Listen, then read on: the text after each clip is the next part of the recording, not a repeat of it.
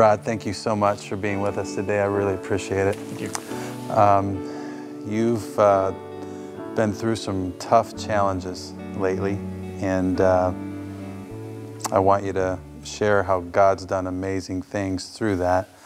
But I think I want to pick it up as a long snapper at Ball State for the Cardinals and what was going on there for you. All right, when I graduated high school in '85, I went to Ball State, walked on. I tried out for the long snapper position. I thought that's maybe the quickest way to play, because that's what I wanted to do, is go down and play some downs of college football. And so I tried out, and I won the position. And one day we had a scrimmage, and we were getting things ready for the start of the football season. So we headed out on the football field, and the grass was about that high. They haven't mowed it all summer. They wanted to make it look good for the start of football season. When the punt team was out there, I snapped it over to the punter's head.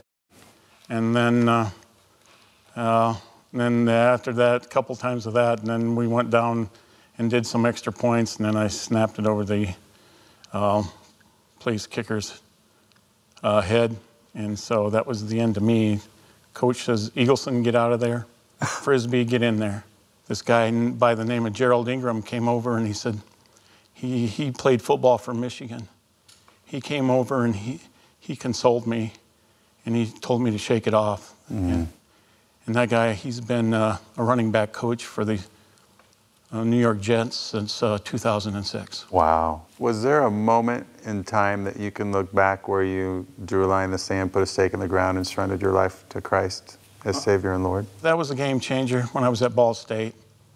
I had my campus life, former campus life director call me up, and he found out that I quit, and I was all tore up about it, and he led me to Christ. Not too long ago, you were diagnosed with malignant melanoma. You noticed that there was a spot, I think, in your midsection. Last fall, I had melanoma removed from my stomach. And it was no big deal back then. The doctor in Fort Wayne, I walked into the dermatologist. She looked at my stomach. She says, "Oh no, that's melanoma. I have to remove that." And it was on a Friday, and she says, "I'm not open on Mondays, but I'm going to open up and bring in a nurse, and we're going to take that out Monday." And I guess it was over 6 millimeters, so that's an issue with melanoma. And she says, "You got to think about what cancer center you want to go to." So I went down to the Indianapolis Simon B. Cancer Center. Mm-hmm. And so they did the rest of the removal of the melanoma that was surrounded the impact area of my skin. Who was your surgeon? His name is Dr. Schwartzentruber. I didn't know at the time when I was going down there that I got one of the best melanoma doctors in the country. Yeah. My wife was diagnosed with malignant melanoma about 7 or 8 years ago. I called her. In 30 years of marriage, this had never happened. She was crying. And she wasn't at the game where we were going to meet. And she said, "I have malignant melanoma." And we did a surgery here, and then went to IU Med Center and had another surgery done to get you at 99.99% that it would never come back again. And she's been through all the checkups as they decrease over time, and now she goes once a year. But you're in good hands at IU Med Center. Yeah. So what happens after the surgery? Well, I did like 2 or 3 follow-up visits, and in May of this year, I was having problems. So I would do the melanoma cancer down at IU Indianapolis, and then I would do I'm still staying with the dermatologist in Fort Wayne. And every time I'd go see her, she'd always ask me, have you fallen? Are you dizzy, nauseated? I'd always kind of deny it, but in May I couldn't deny it anymore.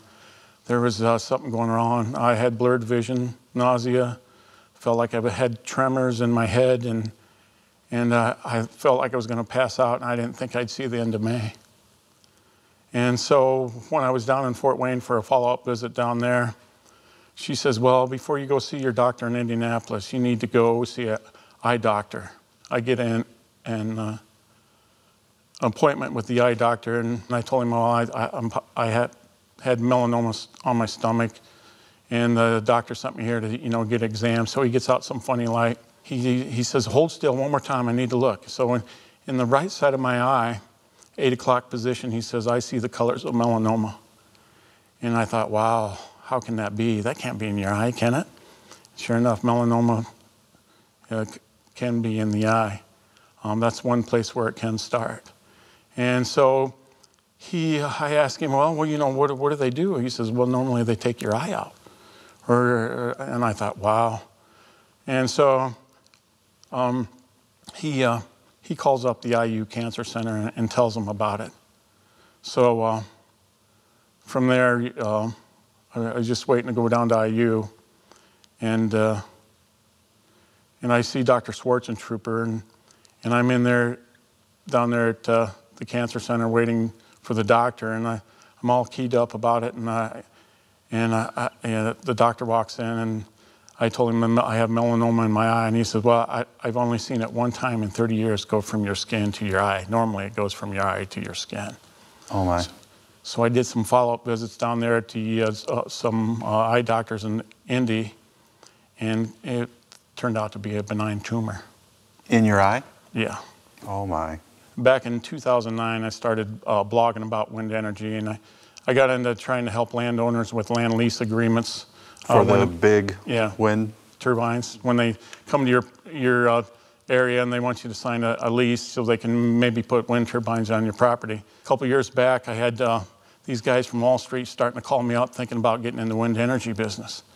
And so I was trying to, my first deal was with a guy in Fowler, Indiana, and he says, do you know anybody that buys these? And at the time I didn't. But lo and behold, 2 weeks later, I get a buyer from LA call me up. And he said, if you know anybody that wants to sell their wind energy royalty rights, let me know. Wow. So my big thing is to hook up the buyer and the seller. Right, you're going to broker. Yeah, and so around May the 6th, I get this call when I'm in distress with this melanoma in my eye. And this guy calls me and he says, hi Rod, I'm David Frankens, I'm from Lufkin, Texas. He says, I own 53,000 acres, and that's 87 square mile. He buys Texas ranches, buys and sells Texas ranches, and he's got energy producing land there in Texas. It's all in West Texas, most of it. And he says, I'm looking to maybe sell some of my wind energy royalty rights. I got a 200 megawatt wind farm on my property. I thought, wow, that's huge. And I said, well, I can help you out. And we talk a little bit longer, and then I tell him I got melanoma in my eye. And he says, well, hey, Rod, can I say a prayer for you? So he says a prayer for me. He said, I'll get up with you in a couple weeks. And so he never really got up with me until I got up with him in August. I had a brain MRI back in May, and it said that I didn't have melanoma in my head. I was prayed for 3 times down at church, and everything subsided. Well, when things really got bad, it was August the 4th. I go down for another follow-up visit there in Indianapolis. I see Dr. Schwarzentrooper, and he says, your lymph nodes are swollen. I'd like to have you go for a PET scan. 10% chance it could be an issue. So I go for a PET scan, and on August the 10th, then I go see my dermatologist in Fort Wayne.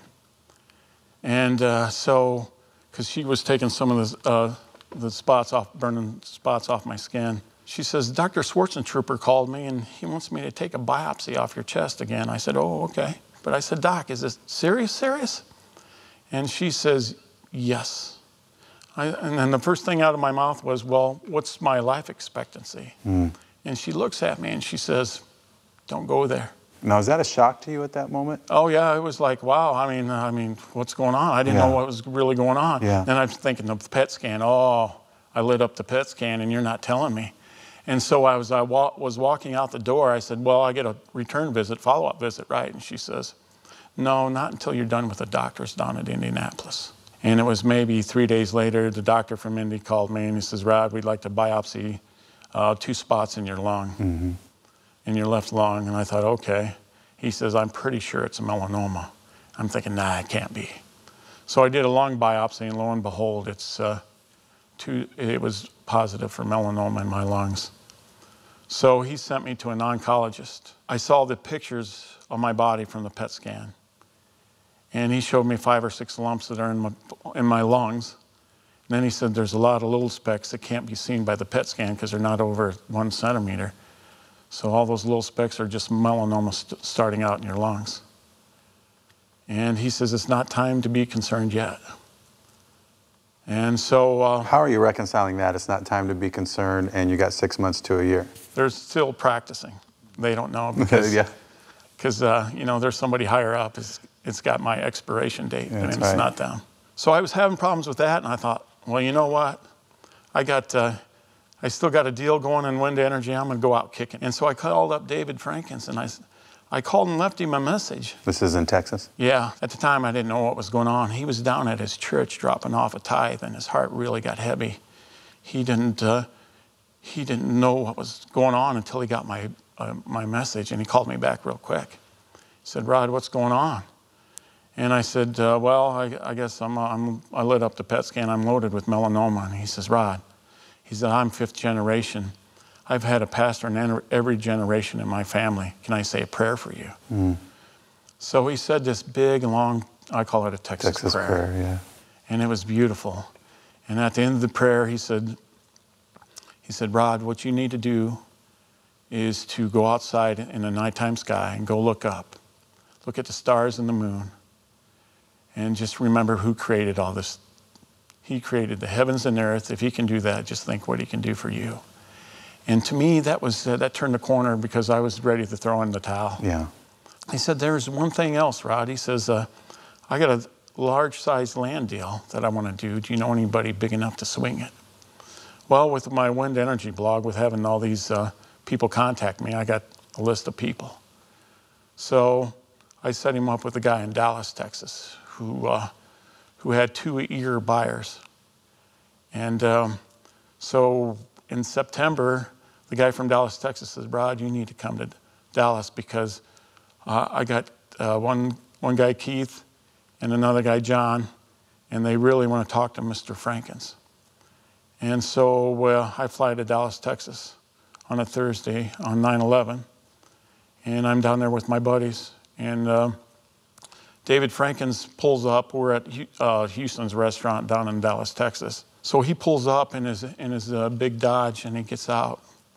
And you know, everything's big in Texas. And the guy's big, right? He's real big. He's 6'8", bigger than a tree.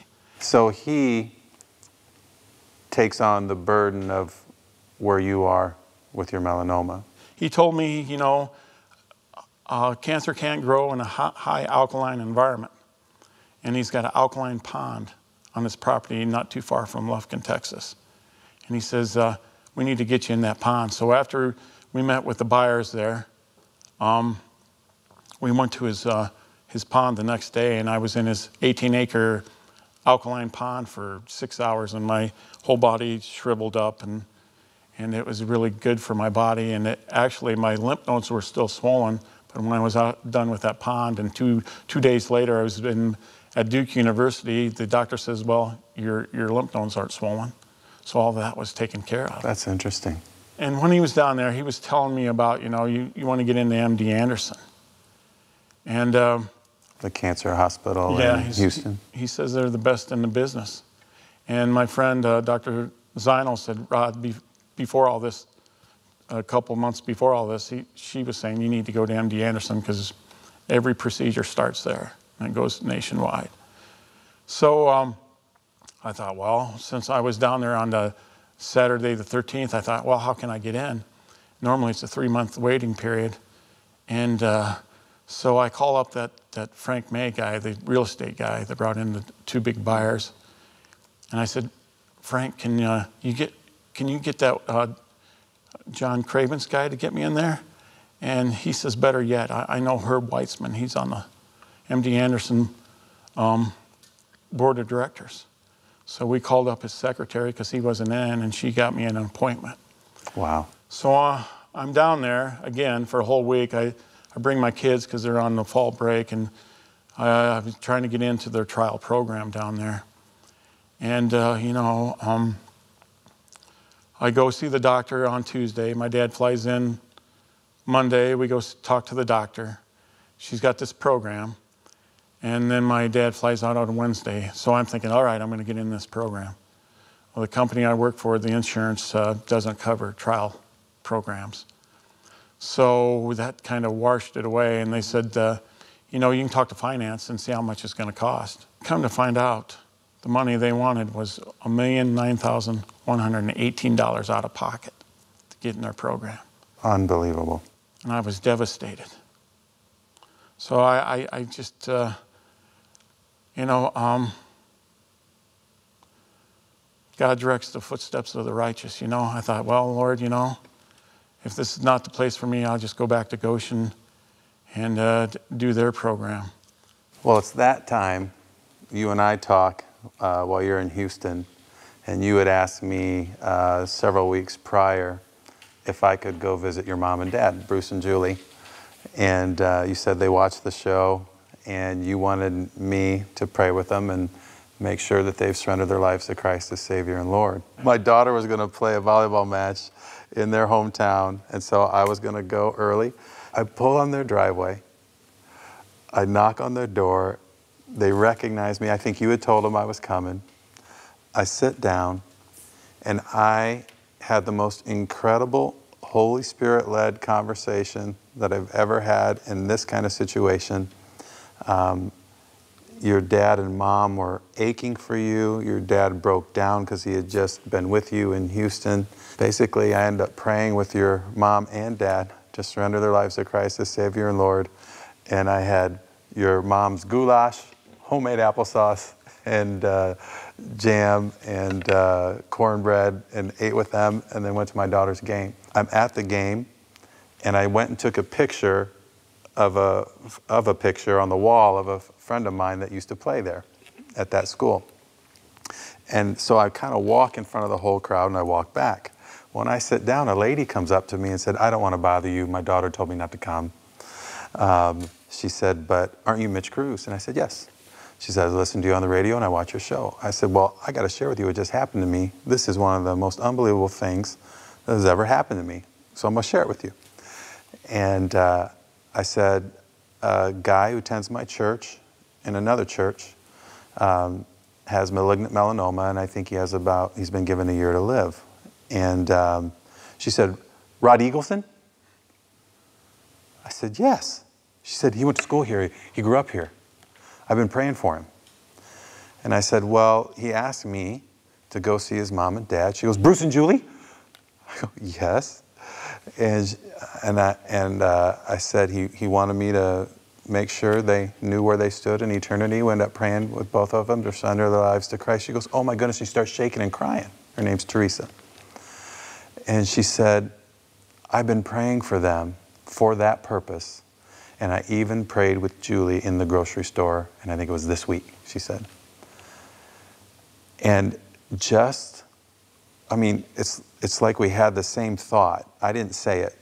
She turns to me and goes, how are they going to get discipled? And I said, Teresa, that's where you come in. Right.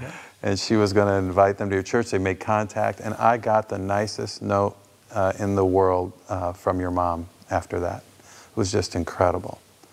So you find out, we talk about that, and just see that the Holy Spirit's working like crazy in your life, and then you end up going to Goshen and find out that you can treat this somewhat at a much different cost. Yes, it's not going to be an out-of-pocket expense for me like it would have been down at MD Anderson.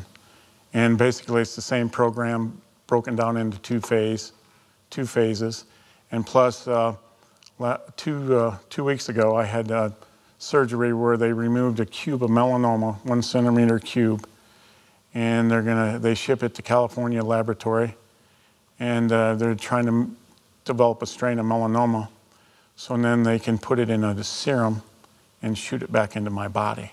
So I think that's along the lines of a stem cell replacement. So how much time do you have? Do you have any idea, or can you beat it still? Every doctor I've spoken to says no.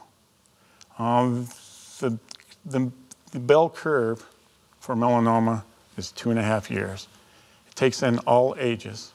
So at the 2.5 year mark, half the people at some point in time has already passed away, and the other half are still living.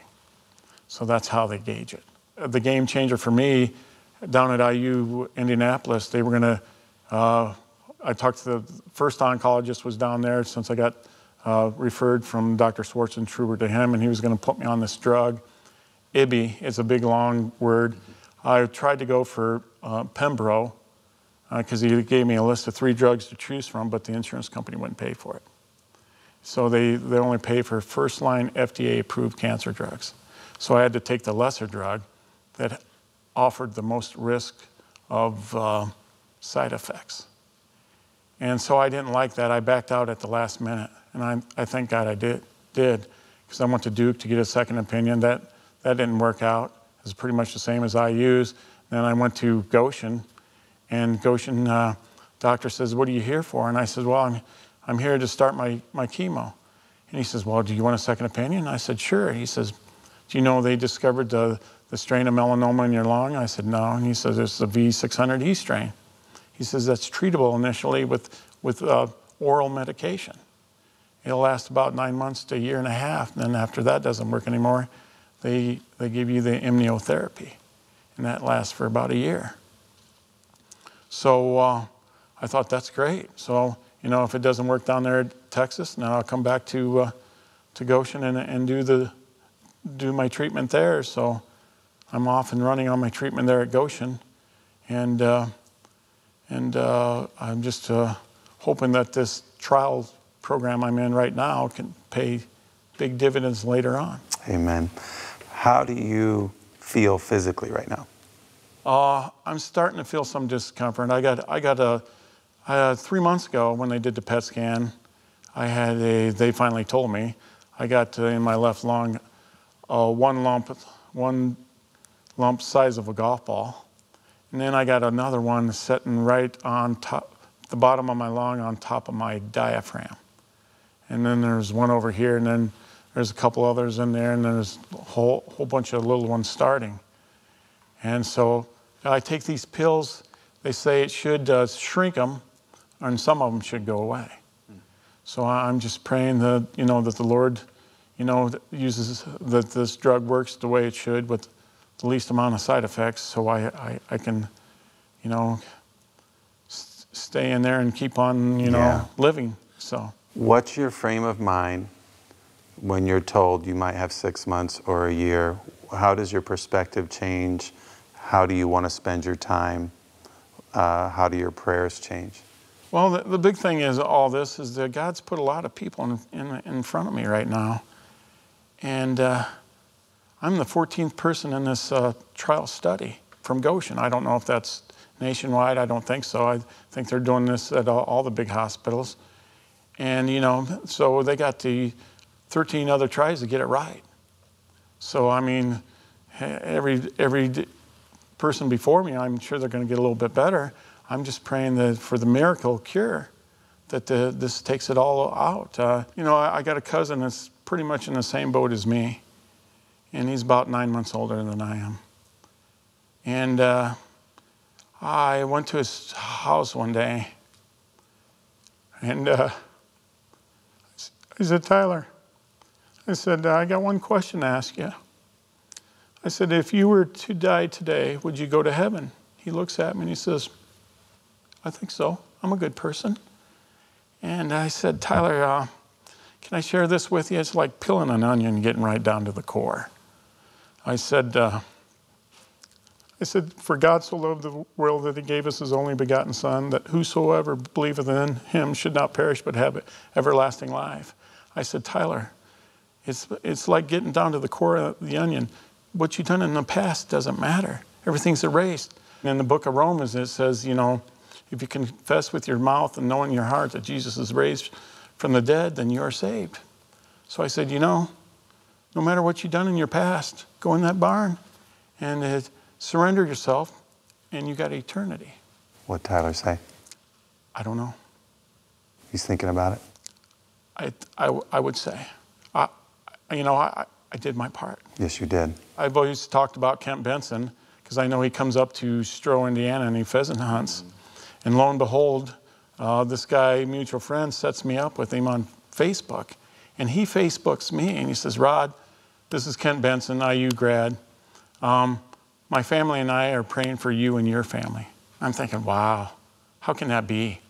So, He's a good man. Yeah, and so he gave me his phone number. So I left a message, called him up, and then one day I was at Rural King in Kendallville, and I get a phone call, and hey, Rod, it's Kent Benson. I'm thinking, wow, how's that going? You know, you're Indiana royalty. You know, 76 Hoosiers undefeated. And we started talking, and he said, he shared the story with me when he was playing for the Milwaukee Bucks. He said, Rod, I was in Boston, we were playing Boston, and I grew up Catholic. I was trying to find a Catholic church, and I couldn't find one for some reason. So I ducked into this non-denominational church, and this pastor gave the sermon of beautiful for situation. So he talks about how God uses us beautifully in the situation we're in. You know, he said, Rod, things weren't going good for me. I was a step slow. I was playing bad basketball, and I was concentrating on all the wrong things. And he told me the saying is, you know, losers focus on what they're going through, champions focus on what they're going to. And so, you know, just to hear that from somebody like that, yeah. I mean, the guy was Mr. Basketball coming out of high school. Yep. And he goes to IU in '75, they're 31-1. Yeah. And they're one game away from winning the national championship. The next year, they go 32-0. Undefeated, win the national championship. How do you top that? And then you come out in the NBA draft, and you're the number one pick. Number one. Top 50 basketball players players of all time. So this guy's been number one. He's been there. Yeah. And I'm just thinking, wow. So I just, you know, beautiful for the situation is just, you know, I'm like the clay in the potter's hand, and he's just molding me for the situation. Yeah. Rod, I just got to thank you. You're an inspiration. You're beautiful for the situation to all of us. You're inspiring me. You're inspiring your family. You're inspiring your coworkers, your friends, all those around you. And I just will continue to pray for you, for healing, and that God continues to use you to draw others to himself. Thank you so much. Thank you.